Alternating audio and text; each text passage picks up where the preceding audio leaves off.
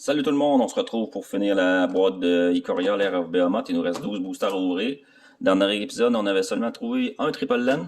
C'est un peu décevant. Je pensais en trouver peut-être un peu plus. On va espérer en trouver au moins 2 dans les 12 boosters qui restent. Fait que, allons-y. On va finir cette boîte-là. On va voir si on est chanceux pour la fin.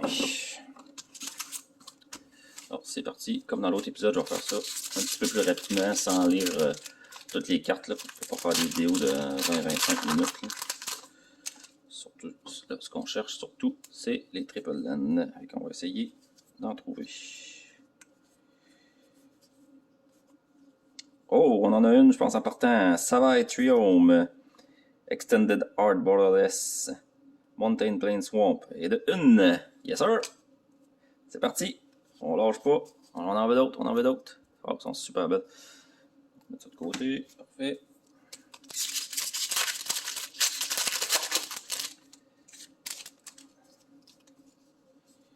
Voilà.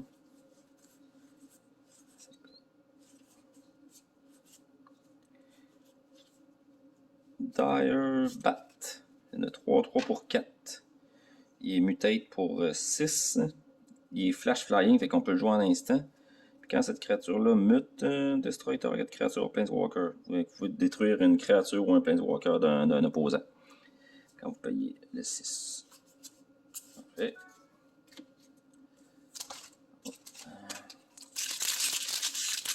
Je ferai peut-être une petite vidéo à un moment donné pour raconter un peu. Ça fait quand même un petit bout moi, que je joue à Magic. Je ferai peut-être un petit historique de comment j'ai joué comment j'ai commencé à jouer, puis depuis quand je joue. Ah, tiens, l'ultimatum, on l'avait pas pogné celui-là. Renew ultimatum, rouge, blanc, noir. Destroy all non-permanent your opponent control. Ah, c'est violent, ça. Tous les noms permanents de vos opposants. Ok. Next.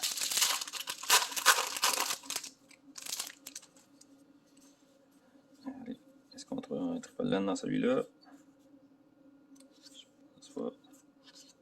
Ah, Luru de Dream Den. Ah, il est fort, lui, il me semble qu'il vaut quelque chose, je suis plus sûr, là, mais. Compagnon, each permanent card in your starting deck is converted dans un cost 2 or less. Ok, toutes tes cartes doivent coûter 2 ou moins. Ok. Puis il est 3-2 pour 3 lifelink. During each of your turn, you may cast one permanent spell. À toutes tes tours, tu peux jouer caster un permanent de coûte 2 ou moins de ton graveyard. Et on a une uncommon foil ici.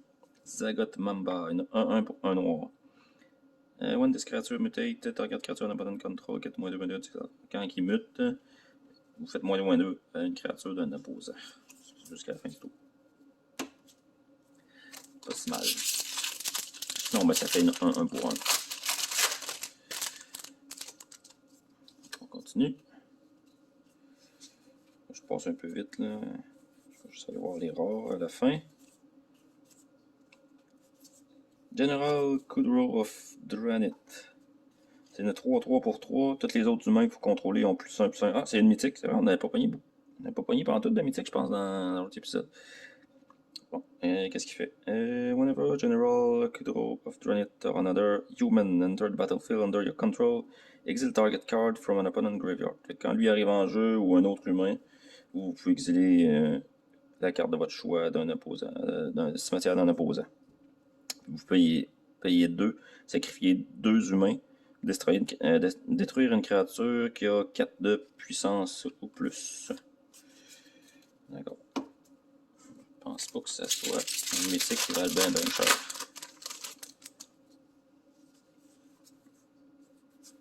Evolving Wild, je dois en avoir 50 de ça.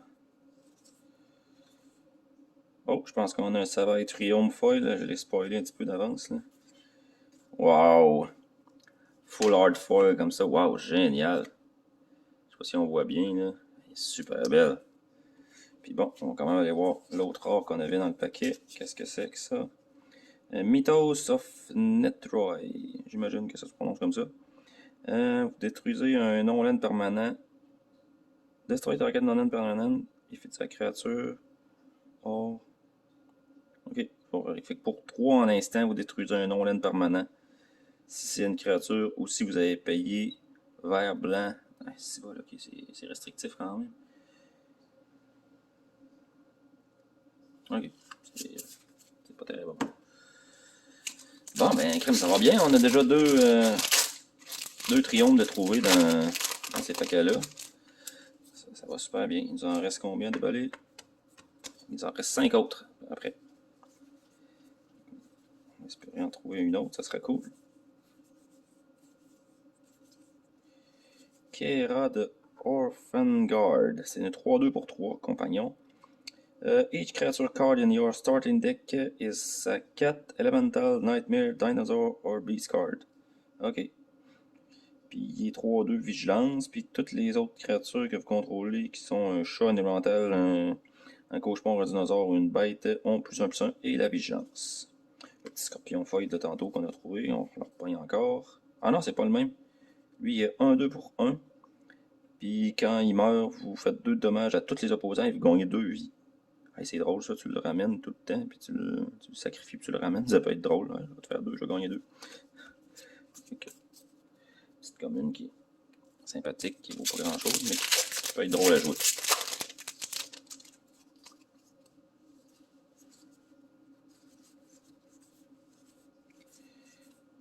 Piercer, Farfender, Fallcratter. Wow, elle est cool cette carte-là. Everquill Phoenix, c'est une 4-4 pour 4. Super beau dessin. Flying, c'est un Phoenix quand même.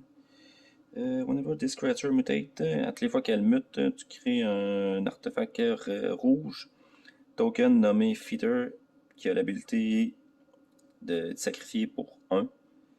Puis ça fait que vous retournez un target Phoenix card du graveyard en jeu tapé. Ah, ouais. Toutes les fois qu'il mute, vous faites un token plume en français. D'accord.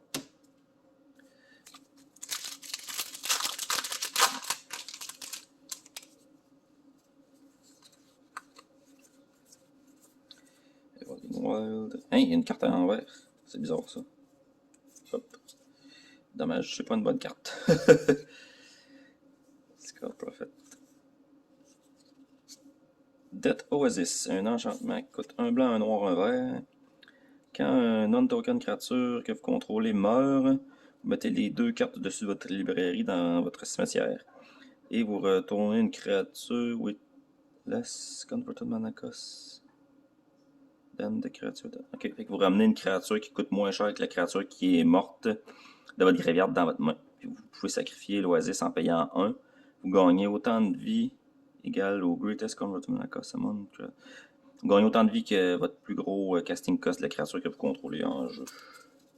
Si vous avez un truc qui coûte 8, ben pour 1, vous pouvez gagner 8 points de vie assez facilement en instant.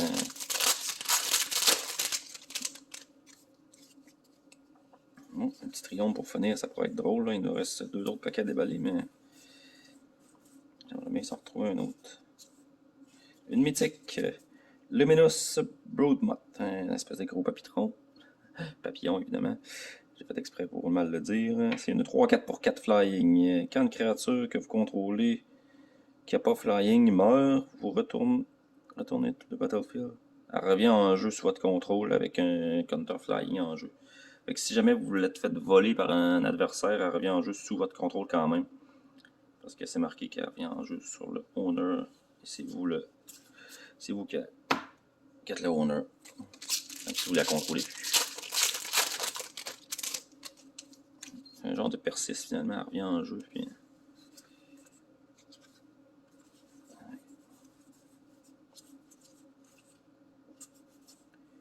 Archipelagor, 7-7 pour 7, Léviathan. Un cristal. Genesis Ultimatum. Attends, on va les avoir toutes pognées. Je pense qu'il me manquait juste celui-là. Vert, bleu, rouge. Regardez le top 5 cartes dessus de votre librairie. Mettez autant de permanents de ces cartes-là en jeu. Le reste dans votre main. Ah, ok. Puis vous exilez le spell une fois qu'il est joué. l'ultimatum. Oh, bon, ben, dernier paquet. On va espérer trouver un petit dernier land, triple land pour finir. Ça finirait sur une belle note avec le dernier paquet de la boîte. Ok. Wild. Titan Nest. C'est pas un land, c'est un enchantement. Au début de votre keep, regardez le top carte de votre librairie. Vous pouvez mettre cette carte-là dans votre graveyard. Et vous pouvez exiler une carte de votre graveyard. Ça vous donne un colorless. Spend this mana only to cast a colored spell without X in its mana cost. Fait que ça vous donne un colorless à toutes les fois que vous exilez une carte de votre graveyard. Puis vous pouvez juste utiliser ce mana-là pour jouer des spells de couleur, puis qui n'ont pas de X dans le cost. Alors voilà, c'est ce qui conclut la boîte de Ikoria Lair Behemoth. Ici, on a le. C'est dommage, on a pogné deux fois le même. Ça aurait été le fun d'en avoir un autre différent. Mais bon, c'est pas grave, hein, au moins on en a trouvé. Au total, je crois que j'en ai trouvé 4 dans la boîte. J'imagine que c'est pas mal le ratio normal. N'oubliez pas de liker la vidéo si ça vous a plu, de vous abonner, partager en masse pour faire la visibilité à la chaîne. Alors sur ce, je vous dis ciao les amis!